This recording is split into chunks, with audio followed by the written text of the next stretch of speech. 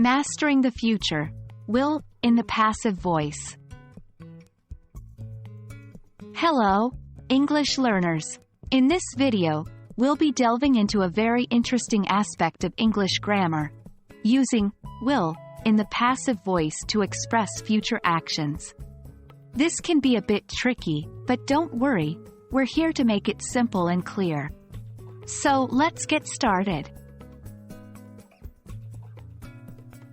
Before we delve into the future with will, let's quickly refresh our understanding of the passive voice. Remember, in the passive voice, the object of an action becomes the subject of the sentence. The passive voice emphasizes the action and the object, rather than the person or thing doing the action. Example: active, the cat chases the mouse. Passive, the mouse is chased by the cat. Now, let's talk about will.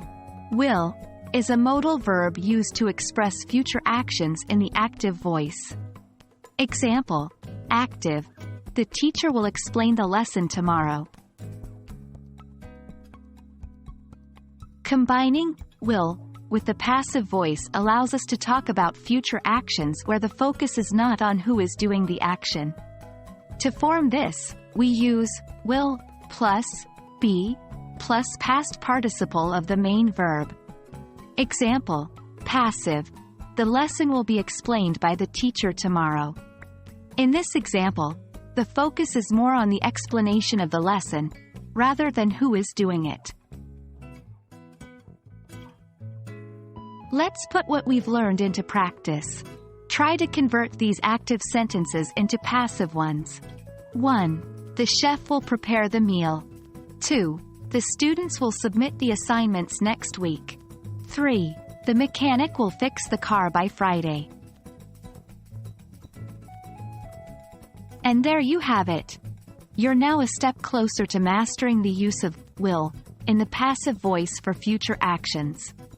Practice makes perfect, so keep practicing these examples and soon it will come naturally.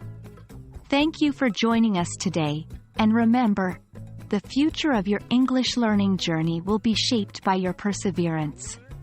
See you in the next video.